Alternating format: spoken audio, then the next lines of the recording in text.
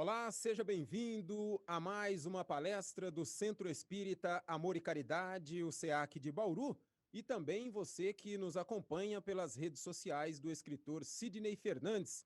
Estamos chegando para dar continuidade à nossa série especial de palestras, tratando do assunto do mais recente lançamento de Sidney Fernandes, Dr. Galton, o Construtor de Futuros. Mas antes da gente começar, vamos cumprimentar o nosso amigo Sidney. Olá, Sidney, seja bem-vindo a mais uma palestra. Olá, amigos, companheiros, irmãos, que a paz de Jesus esteja conosco em mais essa oportunidade. Sidney, estamos tratando de seu livro mais recente, Dr. Galton, o Construtor de Futuros. Um tema mais atual, eu acredito, seria muito difícil de acontecer.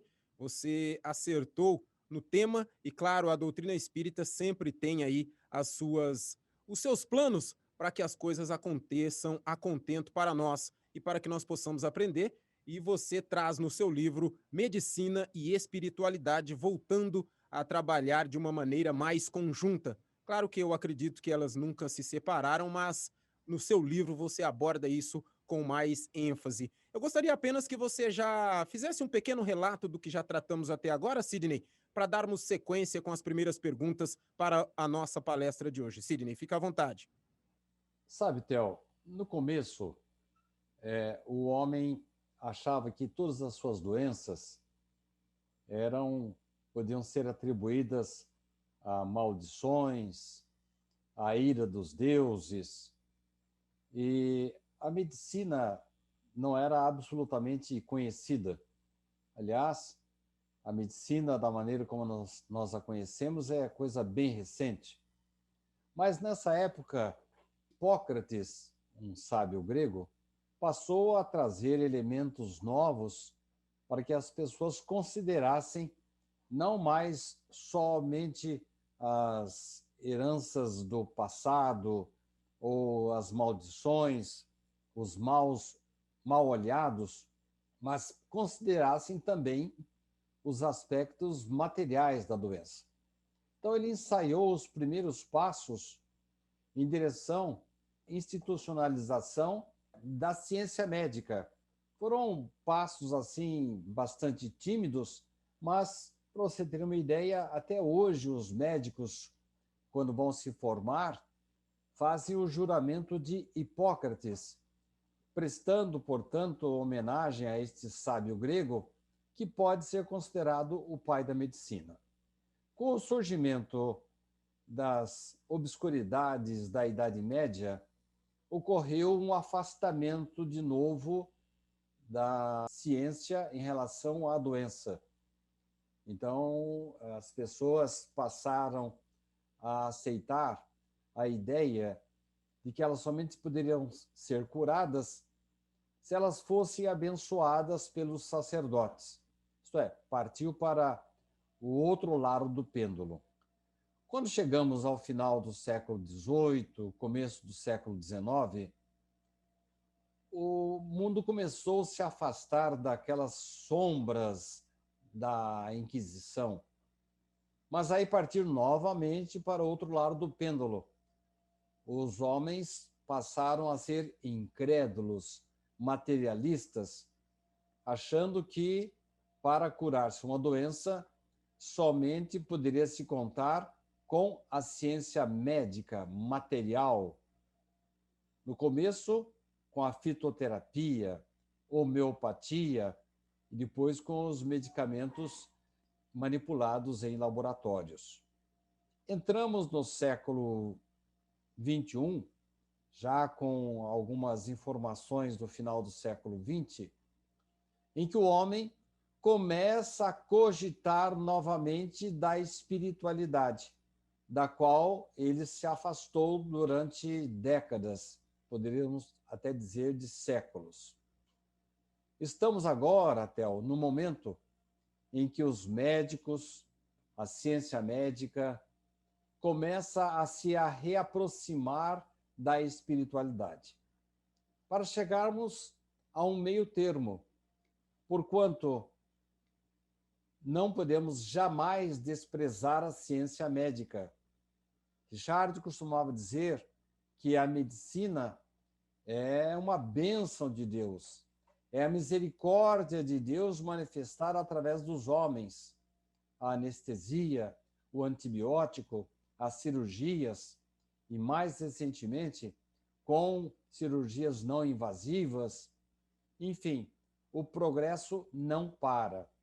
Recentemente, tivemos a atribuição do Prêmio Nobel da Paz, da Química, a uma francesa e uma americana que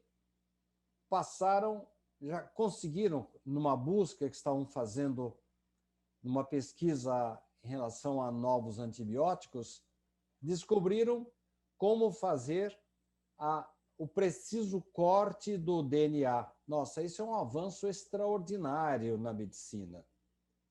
Poder se prevenir futuros defeitos, deficiências.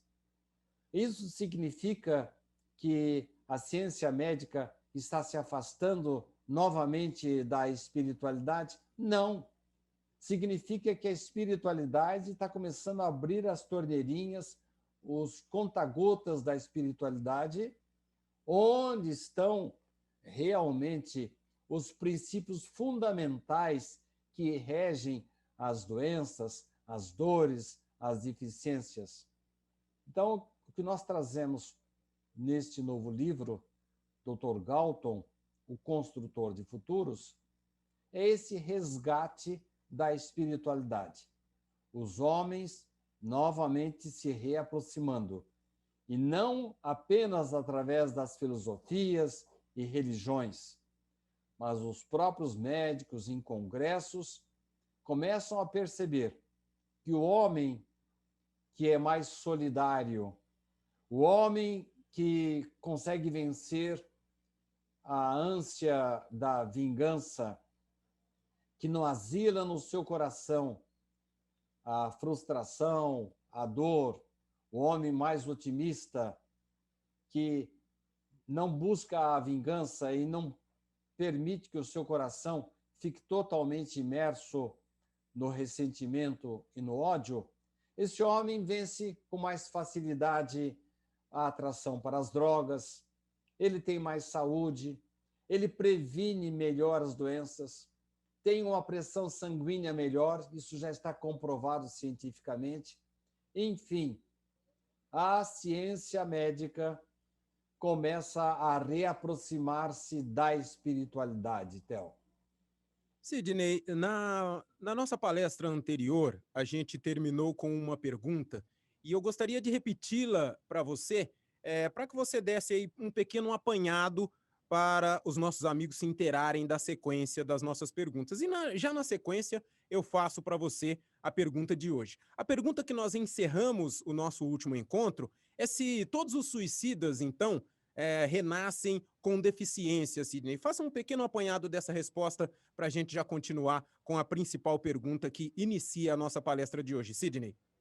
Essas coisas não são matemáticas. Nós falamos em nosso trabalho anterior, na nossa conversa anterior, que nós temos casos aí escabrosos em que espíritos perseguidores, obsessores, que não perdoam, que retornam para se vingar dos seus verdugos do passado, provocam verdadeiros assassinatos. Então, o indivíduo chega na espiritualidade, às vezes até pelo suicídio, mas existem atenuantes e agravantes. Quando ele chega lá completamente desesperado, até numa situação de inconsciência, sem saber exatamente o que estava fazendo e acabou cometendo o suicídio, morrendo pelo suicídio, esse caso vai ser analisado perante a justiça divina de uma outra forma, que não os casos de criaturas que estão completamente conscientes e têm perfeita concepção do mal que está cometendo com o seu organismo, pessoas cultas que acabam se matando por problemas financeiros, por orgulho, para não se submeterem a um vexame. Enfim, há uma dosagem da responsabilidade do suicida. Então, há casos em que ocorrem verdadeiros assassinatos espirituais sem as plenas consequências do chamado suicídio voluntário. Então, Galton fala, nesse livro novo nosso, que há casos em que pacientes se queixam de deficiências auditivas, visuais, e quase sempre essas deficiências, quando ele faz uma regressão na memória do indivíduo, quando ele retorna ao passado, ele nota uma correlação. Por exemplo, quando o indivíduo tem uma deficiência auditiva ou visual, ele vê uma ligação com a calúnia, a maledicência. Nós nascemos na atualidade com algumas deficiências. Não quer dizer que todo deficiente foi suicida, mas todo suicida tenderá a nascer com maior ou menor limitação na vida atual, até para que ele não repita esse desastre da sua vida anterior. Levando em consideração essa sua resposta, como você já disse, não é pau, pau, pedra, pedra, não é 8 ou 80, mas tem aí as suas variantes. Todas as dores, se não todas, a maioria delas, são herdadas do passado, Sidney? Uma grande parte, sim, mas nem sempre. Nós devemos considerar, Theo, o corpo como um verdadeiro prêmio da bondade divina. Então, quando você oferece um prêmio, um presente para uma pessoa, o mínimo que você espera dela é que ela cuide bem desse presente. É isso que os espíritos superiores esperam que façamos em relação ao nosso organismo físico. Quando nós não cuidamos do corpo, quando os bens da vida humana não são bem cuidados, nós nem precisamos de comprometimentos do passado para estragar o corpo atual. Então, o indivíduo que desenvolve atividades que comprometem o seu organismo atual, indivíduo, por exemplo, que exagera no álcool, ele acaba cozinhando o seu fígado. Vai dizer que isso é coisa do passado? Bom, pode até ser que na vida anterior ele tenha sido alcoólatra, mas na vida atual ele não está colaborando para que o seu corpo seja protegido. O indivíduo que envereda pelo campo das drogas. E vamos falar de outras coisas, não somente aquilo que entra pela boca, mas o que sai da boca, como diria Jesus. Quando o indivíduo se alimenta de negativismo, maledicente, prejudica o semelhante, ele está bombardeando o seu corpo também. Então, não estamos falando aí de dores herdadas do passado. São males que estamos provocando nesta vida. Agora, qualquer prática do mal desta atual vida nossa ou de vida anterior vão trazer lesões em nossa consciência. Sabe aquela brincadeira que sempre fazemos aí, de colocar os pontinhos pretos em nossa consciência, em nosso corpo espiritual? É exatamente isso. Quando nesta vida nós nascemos com tendência para esta ou aquela enfermidade, é porque no passado fizemos besteiras, arranjamos uma série de pontinhos pretos em nosso corpo astral e já nascemos, como diria nosso amigo Felipe Salomão, lá de Franca, com marcas na nossa forma. Quando você tem uma forma de bolo e a massa é de um lado essa forma, a tendência é que o bolo saia com uma falha bem ali. É o que acontece com os pontinhos pretos das nossas atitudes na vida anterior. Então, vamos voltar à situação do suicida. O indivíduo que pôs cabo à sua vida na encarnação anterior, ele naturalmente, imediatamente, vai criar um pontinho preto no seu corpo astral. Ou vamos dizer de uma outra forma, um assassino, quando ele atira na sua vítima, ele atinge com o projétil o corpo da vítima, mas imediatamente atinge o seu corpo perispiritual, criando uma tremenda mancha negra no corpo perispiritual. Resultado, quando reencarnamos, vimos com falhas em determinados órgãos. Por quê? Porque nós criamos um campo favorável ao desenvolvimento de vírus, bacilos, bactérias, de acordo com os débitos que contraímos perante a justiça divina na vida anterior. Então, há males que nós provocamos nesta vida atual contra o nosso organismo, como há males que herdamos de vidas anteriores. Aliás, usando até um título de um dos meus livros, que é uma expressão muito feliz de André Luiz, nós somos herdeiros de nós mesmos. Sidney, quem ouve pela primeira vez a gente falando sobre os suicidas, sobre alguns problemas que a gente acarreta para futuras vidas e sobre alguns outros que a gente traz, né, ou que temos nessa atual encarnação, muitas pessoas podem ficar assustadas. Aí eu faço a pergunta para você: quer dizer que nós estamos irremediavelmente perdidos diante de nossos débitos passados? André Luiz nos responde a esta pergunta em uma de suas obras. Ele fala que nós podemos trazer algumas doenças, mas também podemos trazer faculdades para criar anticorpos. No livro Ação e Reação, ele fala que, dependendo dos nossos atuais cuidados, precauções, podemos sim nos imunizar e nos protegermos contra essas tendências do passado. E mais, a potencialidade, tudo isso é dito por André Luiz com muita precisão. Eu acho que se os médicos levassem em conta isso, eles ficariam assim até surpresos como o indivíduo pode melhorar a sua imunização, a sua proteção. Fala-se tanto em glóbulos brancos, anticorpos atualmente. Essa proteção divina pode ser potencializada pela oração, pelas nossas disciplinas retificadoras. Quando o mal surge na nossa vida como um convite, se nós resistimos ao mal, se passamos a nos dedicar em favor do próximo, da comunidade.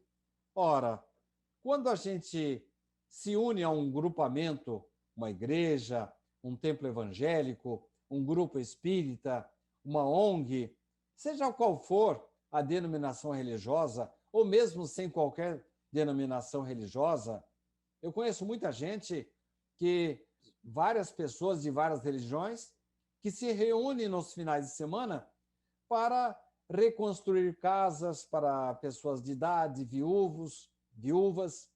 Eles trabalham a semana inteira na sua vida profissional e no final de semana eles, abre aspas, perdem o final de semana reconstruindo casas, fazendo casas novas para pessoas carentes. Ora, este é um tipo de atitude, Theo, que potencializa os nossos anticorpos, as nossas defesas, dinamiza a nossa defesa espiritual. Quando o indivíduo se torna mais solidário, tem mais empatia, e ele tem um linguajar melhor, um linguajar positivo, ele é otimista, constantemente está orando, está procurando superar os seus defeitos, está promovendo a sua transformação moral, Theo. Estes são ingredientes fundamentais para nós vencermos os vícios, más tendências,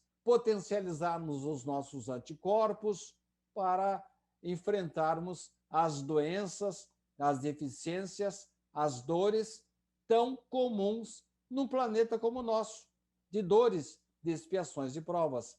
Enfim, Não estamos irremediavelmente perdidos diante de débitos do passado, não.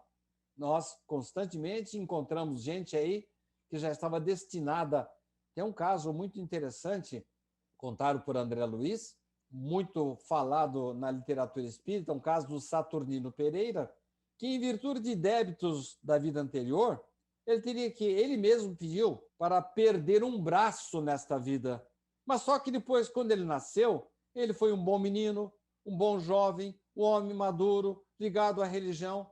No momento dele pagar a conta dele, ele trabalhava numa fábrica e o braço dele foi puxado por uma máquina. Ao invés de ele perder o braço inteiro, ele perdeu um dedo ou dois, não estou lembrado direito. Enfim, passou pela moratória, isto é, empurrou com a barriga a dívida dele, porque a espiritualidade está de olho nele. Ah, você melhorou? Então você não precisa mais perder o braço. Você está um pouco melhor? Você se tornou uma criatura menos agressiva, mais caridosa, mais solidária? Então você não precisa sofrer aquele mal que estava programado para a sua vida. Então podemos sim, viu, Theo? Podemos nos protegermos, podemos superar sentenças que às vezes traçamos para nós mesmos através da nossa atitude, adequando-nos às leis divinas aqui na Terra. Sidney, no seu livro, dentre vários assuntos que estão relacionados tanto à espiritualidade quanto à medicina, quanto com os dois juntos, você trata de um caso de barriga de aluguel, Sidney? Fale um pouco para nós. É um caso um pouco longo. Eu vou tentar dar uma resumida para que as pessoas depois se interessarem pelo assunto, poderem manusear o livro. Não é propaganda, não, é que o caso é bem longo mesmo, ele tem vários capítulos. O termo barriga de aluguel não é adequado no Brasil. Em outros países, você pode perfeitamente pagar para uma senhora gerar um filho seu. Aqui no Brasil, não é permitida a remuneração. Inclusive, as leis brasileiras falam aproveitar-se sempre um parente. Por exemplo, a filha não consegue engravidar. Às vezes, a implantação de células da filha com a do seu marido no corpo da mãe, já vi muitos casos assim, é possível a geração de uma criança e, nesse momento, a avó ela se torna mãe e avó ao mesmo tempo. Então, eu conto um caso, Theo, uma senhora que, depois de 3 tentativas, principalmente a mais recente, uma senhora estava perdendo a esperança de engravidar. Então, ela estava pensando seriamente numa adoção. Aliás, é uma atitude maravilhosa. Eu tenho 2 filhos adotivos, tenho 2 filhas sanguíneas e 2 filhos adotivos. Eu entendo que realmente é uma atitude muito boa. E, aliás, não há diferenciação nenhuma entre filhos sanguíneos e adotivos em nossa casa. Agora, essa senhora estava pensando seriamente na adoção. Acontece que quando ela foi pedir as vibrações positivas do grupo espírita ao qual o nosso médico pertence, parece que houve assim uma visão dos espíritos ali presentes, propiciando o indivíduo que estava acolhendo, fazendo esse acolhimento fraterno. Havia ali um espírito presente. Na verdade, todas as pessoas, desculpe, esse atendente, que era o Constantino, ele tinha muita experiência na entrevista fraterna, ele teve a intuição de que viria, ainda naquela noite, alguma mensagem psicografada de orientação para aquele casal que estava se predispondo à adoção de uma criança. Nada contra a adoção, tanto é que eu já falei que na minha família tivemos 2 adoções. Mas veio o espírito e passou a seguinte mensagem: estou muito feliz, dirigindo-se ao casal, com a presença de vocês nesta casa de oração. e mais contente ainda com a disposição de tutelar irmãos que anseiam por uma oportunidade reencarnatória. Acontece que depois dessa mensagem, Dr. Galton recebeu um telefonema de um outro amigo, que não tinha nada a ver com aquele casal que estava se predispondo à adoção de uma criatura. De repente ele fala assim: olha, Galton, o nome dele era Jordão, eram amigos, ele e a esposa Marilda são amigos de Galton. Depois dessa reunião lá no centro, o Jordão diz assim para Galton: olha, Marilda vem sonhando sistematicamente com uma cena extraordinária. Ela se vê entregando 2 crianças para um casal desconhecido que não pode ter filhos. Opa! E ela, no sonho, raciocina que esse casal talvez esteja com dificuldades para formar a sua família através de uma filha de adoção. Então, no sonho, a minha esposa Marilda, diz Jordão para Galton, decide ceder seu útero para uma gestação de substituição. Esse é o termo correto da barriga de aluguel. Uma gestação de substituição. A barriga de aluguel, como falei, é uma expressão incorreta. Mas, nesse momento, Galton percebe que o plano espiritual está se movimentando e, de repente, ele está em contato com 2 famílias. Um casal que não pode ter filhos, pensando numa adoção.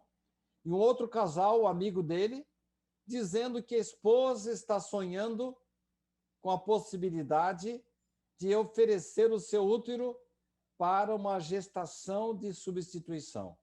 Mas no livro nós tratamos desse assunto e mostrando como o plano espiritual, quando há permissão das autoridades superiores, como o plano espiritual se movimenta tanto no momento em que você vai adotar uma criança, no momento em que você vai conceber uma criança, ou no momento em que pode surgir a possibilidade de uma gestação de substituição, popularmente chamada de barriga de aluguel.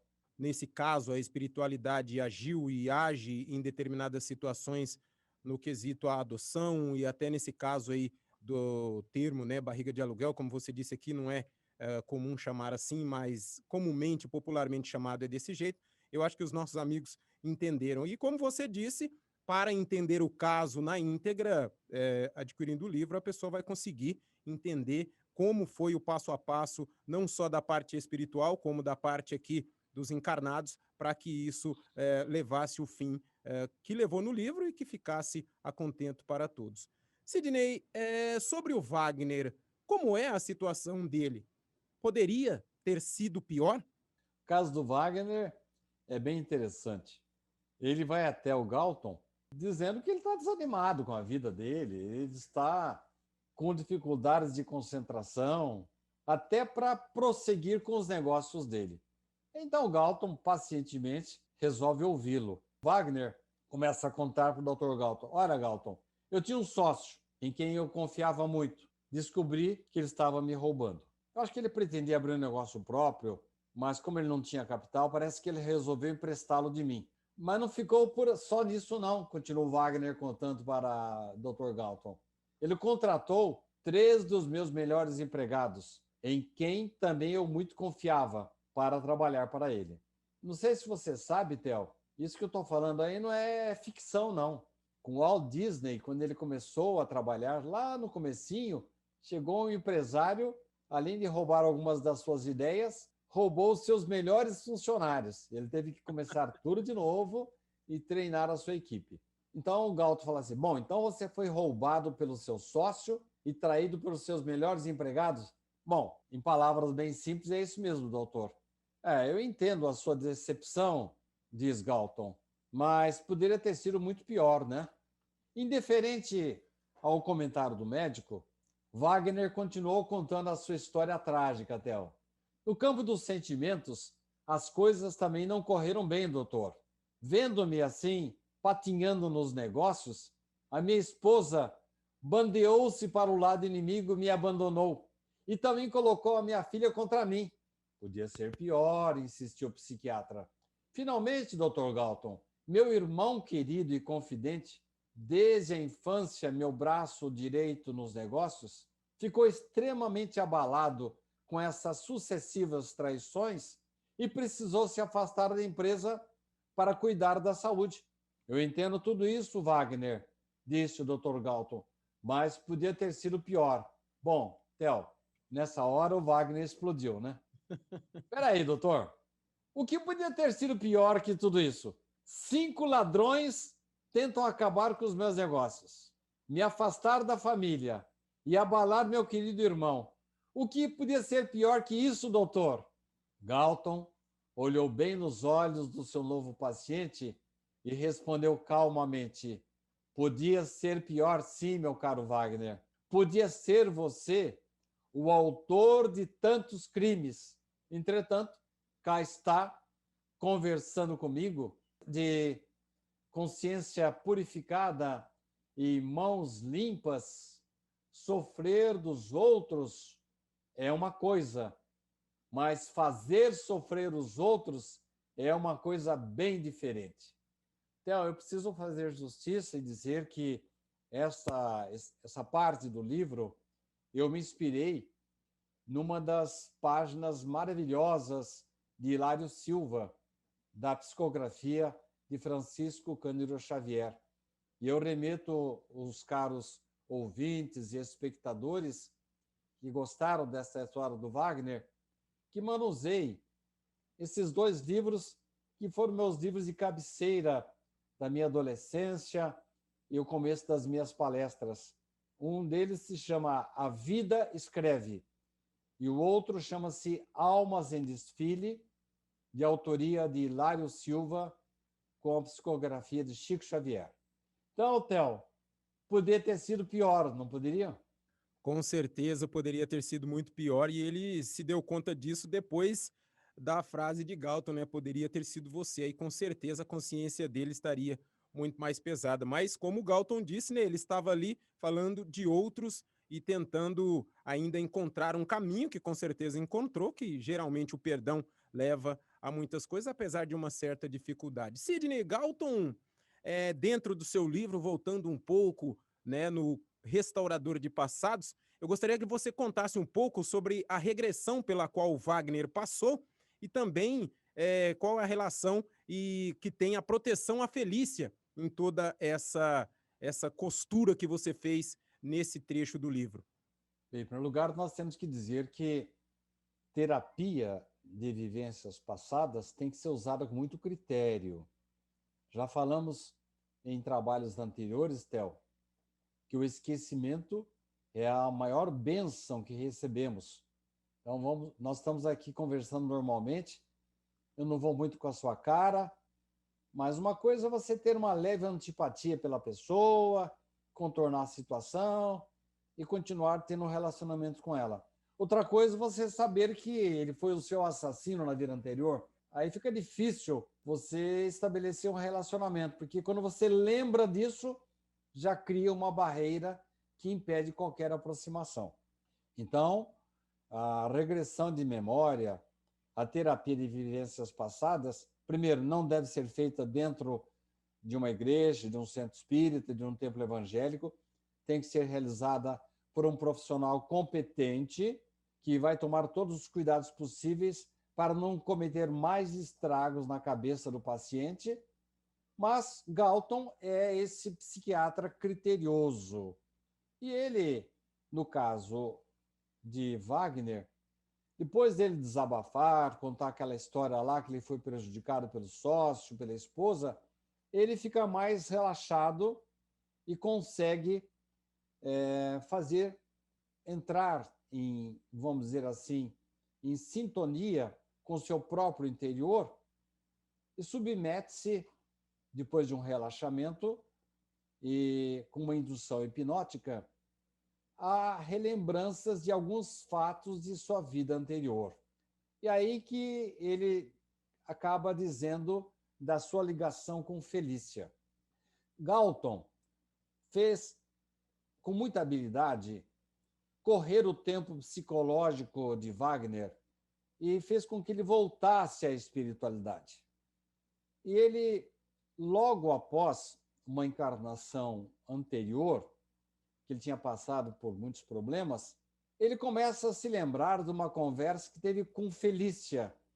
Felícia havia se comprometido com Wagner de protegê-lo na sua vida anterior.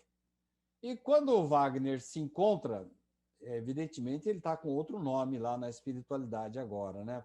Nós estamos falando de uma vida anterior dele. Mas vamos continuar chamando ele de Wagner. Quando ele se encontra com Felícia, supostamente a sua protetora espiritual, ele dá uma bronca na Felícia. Peraí, Felícia, você não prometeu que ia me ajudar, ia me acompanhar, iria me proteger, e você me abandonou quando eu estava encarnado. Felícia abraçou-o carinhosamente e lhe explicou sorridente: meu querido, cumpri minha promessa e sempre estive ao seu lado. Então, peraí. Então, me explica aí. Por que o meu parto precisou ser antecipado? É que nós detectamos um grave aumento de pressão arterial da sua mãe e sérios comprometimentos renais, caracterizando um perigoso quadro de eclâmpsia que iria comprometer a gravidez. E então, nós induzimos para a ocorrência da cirurgia cesariana imediatamente. Ah, tá. E quanto às minhas doenças? Mas você, quando ficou doente, você livrou-se alguns acidentes que, infelizmente, atingiram alguns colegas seus de escola, está lembrado? Você ficou em casa, não pôde viajar, mas o ônibus em que eles estavam acabou sofrendo um acidente e você foi poupado desse acidente. Mas espera aí. Teve uma ocasião em que eu tinha um projeto e eu acabei perdendo uma grande oportunidade de desenvolver o meu projeto, de conseguir um emprego por causa de uma descarga elétrica.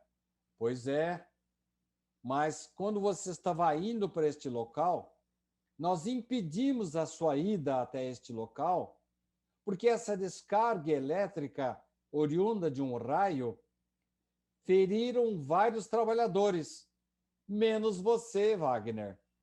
Então, Theo, nessa conversa, o Wagner, que iria dar uma tremenda de uma bronca na sua protetora espiritual, foi percebendo, ao desfiar das revelações, que sempre, durante a sua vida anterior, ele sempre contara com a proteção do alto, proporcionada por Felícia e valorosos mentores que acompanharam a sua vida, Theo. Assim como havia ocorrido com ele mesmo naquele momento de vida, Wagner emocionou-se e começou a chorar. Felícia havia cumprido todas as suas promessas, sempre estivera ao seu lado, de sua família, sem que o Wagner tomasse consciência disso. Então, Theo, isso aí serve de lição para todos nós, né? Porque às vezes a gente reclama da vida, fala que as coisas não estão correndo bem, e só depois, mais tarde, com o passar do tempo, a gente percebe que há males que ocorreram em nossas vidas que concorreram para o nosso bem, assim como aconteceu com Wagner. A gente tem que ter muito cuidado, viu, Theo, para reclamar da espiritualidade, porque algumas coisas que no momento nos parecem assim trágicas, difíceis, que nos trazem alguma tristeza, estão nos poupando de muitos problemas muito mais sérios. E lá na frente, com o passar dos anos, a gente olha para trás, nossa, e eu fiquei tão triste quando aconteceu aquela coisa lá, mas aquilo me trouxe uma nova vida, uma nova perspectiva, não sofri tanto. Realmente há males que vêm para o bem. Com certeza, Sidney, há males que vêm para o bem. Sidney, você sempre fala aqui nos nossos programas, em seus artigos, sobre que o fato de a espiritualidade não desamparar ninguém, quem quer que seja, acredite ou não, seja ou não espiritualizado. E nessa nossa próxima pergunta, eu meio que vi isso no Dr. Galton. Ele conseguiu ajudar um ateu, Sidney? Você lembrou bem, Theo. Várias circunstâncias. A gente fala em pessoas, principalmente de outras crenças religiosas, quando procuram a nossa ajuda, independentemente de ter religião ou filosofia, se o indivíduo se predispõe à espiritualização, à solidariedade, à empatia, ele está disposto a fazer o bem, não importa a religião que ele tenha, nem interessa até se ele tem religião ou não, contanto que ele cumpra as regras divinas, contanto que ele seja útil ao semelhante ou à sociedade em que ele vive. Um amigo de Galton estava passando por Porto Alegre e telefonou para ele: Ô Galton, você está muito ocupado? Eu estou aqui no aeroporto, podemos bater um papo? E coincidiu que o Galton tinha um tempinho e foi lá. O velho amigo dele havia se tornado ateu e falava mais ou menos assim: Theo, o mundo é dos espertos e eu me tornei ateu. Só tenho que prestar contas a mim mesmo e aos gerentes das minhas contas bancárias. Galton, Theo, ele não costumava discutir suas ideias com outras pessoas, mas ele percebeu que o velho amigo de infância afastara-se do caminho da dignidade e estava enveredando para o caminho do materialismo. Ele sabia que o amigo dele, o nome dele era Fernando, viera de origem humilde, mas de uma família religiosa. Tentou abrir os seus olhos antes que fosse tarde demais, em nome da velha amizade que ainda os unia. Então, o Galton disse para ele: olha, eu não quero converter você para lado nenhum, mas a doutrina espírita tornou-se para mim um porto seguro do qual eu havia me afastado desde a nossa infância.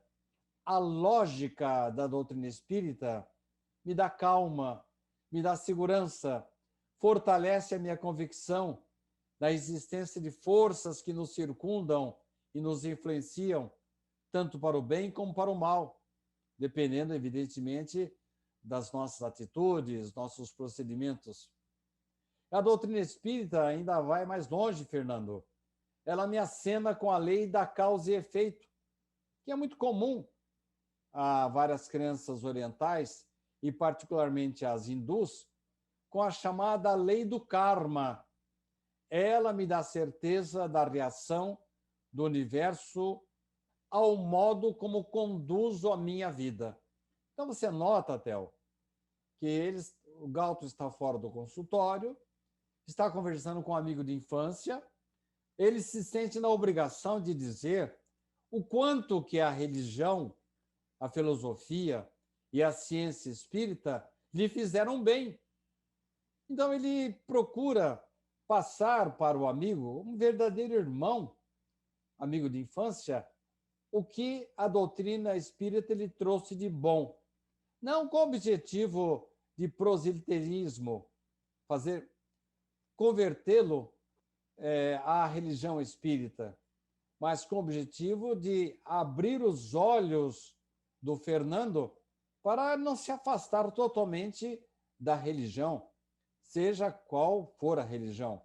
Então não se trata de tentar converter uma pessoa para a sua religião, mas sim de fazer com que ele não deixe de ter uma religião.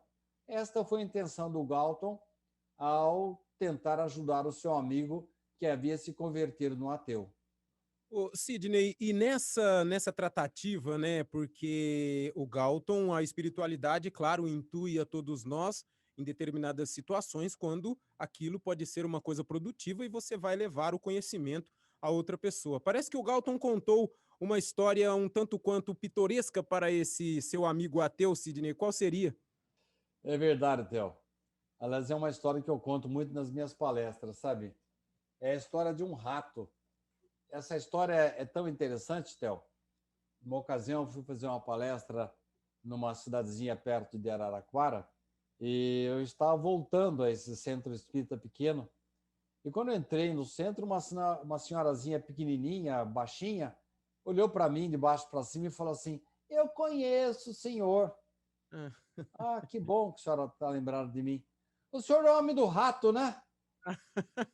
Então, ela guardou a história do rato que eu contei lá. Aham. Mas a história do rato é mais ou menos assim, Theo. Um rato apavorado com a chegada de uma ratoeira na fazenda. Eu vou contar a história do rato porque o Galton contou essa história para o amigo dele, Fernando, que ele é ateu. Entendi. Um rato apavorado com a chegada de uma ratoeira na fazenda saiu pedindo socorro à dona Galinha, ao seu porco e à dona Vaca. Mas esses três animais mostraram-se insensíveis ao drama vivido pelo rato. Eles falaram: oh, não temos nada a ver com isso, esse assunto não é nosso, a ratoeira não oferece nenhuma ameaça para nós. Ó, oh, seu rato, o senhor tem que se virar sozinho, viu? Acontece que eles se enganaram, viu, Theo? Quando falaram que não tinham nada a ver com aquele problema. Uma certa noite, quando a esposa do fazendeiro foi rearmar a armadilha, a ratoeira que ela tinha ouvido que à noite tinha pego alguma coisa lá, quando ela enfiou a mão para rearmar a ratoeira, ela não havia percebido que a ratoeira havia conseguido prender uma cobra pelo rabo. Quando ela enfiou a mão, ela foi picada por essa cobra venenosa. Ficou doente. E aí ela estava doente.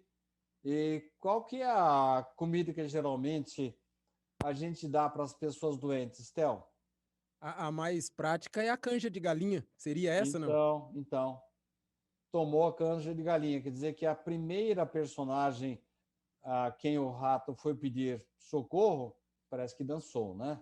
Acontece que vieram muitas pessoas para visitar aquela senhora, os vizinhos ali por perto, e aquele pessoal estava com fome. Aí o fazendeiro precisou fazer alguma coisa, alguma comida para aquele pessoal que veio visitar aquela senhora, a esposa dele, que havia tentado rearmar a ratoeira e tinha sido picado pela cobra. Hotel, um caso como esse assim, qual que geralmente é a comida que o fazendeiro pensa em fazer para alimentar o pessoal que veio visitar a esposa dele? Ah, como eles eram mais do campo, né, Sidney? Eu fico em dúvida em dois. Geralmente é um porco ou uma vaca. Naquele primeiro momento, foi o porco que, infelizmente, foi alimentar. Ora, mas coincidência ou foi o segundo personagem a quem o rato pediu socorro e disse que ele não tinha nada a ver com o problema dele? Verdade. Aí, Theo, teve um problema. A mulher morreu e veio gente de tudo quanto é lado, das redondezas, de ônibus, de trem, para o velório da esposa do fazendeiro. E aquele pessoal precisava ser alimentado, Theo. E você agora pode deduzir como é que o fazendeiro alimentou toda aquela gente? É, eu falei do porco na primeira vez, mas era já um tanto menor de pessoas. Mas agora, como são mais pessoas, acredito que dessa vez quem rodou foi a vaca, né? Pois é, Theo. Então, todas as vezes que nós acharmos, Theo, que nós não temos nada a ver com o problema do outro, é bom lembrar dessa história do rato, porque a galinha, o porco e a vaca disseram: não, o problema não é nosso. E o ratinho continuou vivo, mas os três pereceram com fatos relacionados com a ratoeira. É. Então, Theo, quando a gente perceber que um problema é de uma pessoa, esse problema tem que ser de todos nós. Temos que ser solidários a ela, porque pode acontecer de repente, atrapalhar a vida de um irmão e depois de atrapalhar a nossa. por questões até pragmáticas, até egoísticas, é bom a gente ser solidário, viu, Theo? Agora, nessa conversa, não podemos esquecer que o Galto está conversando com o Fernando. O É, amigo dele é ateu. Então, ele está tentando abrir os olhos do amigo, porque ele está enveredando por um caminho difícil, que é o do materialismo. Então, ele termina a conversa, agora ele está trocando e-mails com o Fernando, né? Galton se lembra de um adágio popular e ele termina a conversa pelo computador dizendo assim: olha, semeie um pensamento, colha um ato. Semeie um ato, colha um hábito. Semeie um hábito, colha um caráter. Semeie um caráter, colha um destino. Então, meu caro Fernando, pela breve conversa que nós tivemos, eu estou apenas querendo dizer para você o seguinte: a semeadura é livre, mas a colheita será obrigatória. Então, nós temos que pensar bem nas nossas atitudes, é bom seguir o caminho da solidariedade, não ficar só egoisticamente pensando só, cuidando só da sua vida, dos seus familiares próximos. É bom que estendamos a mão, Theo, à sociedade em que vivemos, aos colegas que estão à nossa volta, às pessoas que precisam de ajuda, porque ninguém, Theo, vai progredir sozinho. Nós iremos ter situações melhores desde que as pessoas que estão à nossa volta sejam beneficiadas também. Ninguém vai para o céu sozinho, Theo. Nós sempre iremos ter o mesmo destino das pessoas que estão à nossa volta. E quando nós trabalhamos em favor de um mundo melhor, em favor de um mundo mais justo, em favor de menos diferenças sociais, quando cuidamos da educação, da cultura, da segurança, da saúde das pessoas que estão à nossa volta, automaticamente, Theo, o universo começa a conspirar em nosso favor. com certeza, Sidney, a partir do momento que nós ajudamos, também somos ajudados, principalmente quando se trata da espiritualidade, né? Sidney, estamos chegando ao final dessa palestra que foi, eu gostei muito, Sidney, das perguntas que nós abordamos hoje, e fica claro, né, fica evidente que um livro, por mais que ele tenha uma linha central de pensamento, ela sempre leva para outros conhecimentos e a gente pode viajar e conhecer muitas coisas além da órbita de onde o livro está ali situado, como é no caso a espiritualidade e a medicina, só que a medicina tem um grande campo e a espiritualidade tem um campo infinito também. Então, esse livro ainda vai gerar muitas perguntas, muitos programas, e eu fico muito feliz de fazer parte disso. E a gente vai ficando por aqui, Sidney. Suas considerações finais e até a próxima. Muito obrigado, Theo. Eu espero sinceramente que a nossa conversa possa ser útil para as pessoas que estão nos ouvindo, estão nos vendo, de forma possamos um dia, quando partirmos desta vida, nós estarmos com a consciência tranquila de que fizemos o melhor possível e de que estamos retornando à espiritualidade melhor do que aqui chegamos. Muito obrigado a você, Theo, pelo companheirismo, pela ajuda, e que Jesus possa estar com todos nós.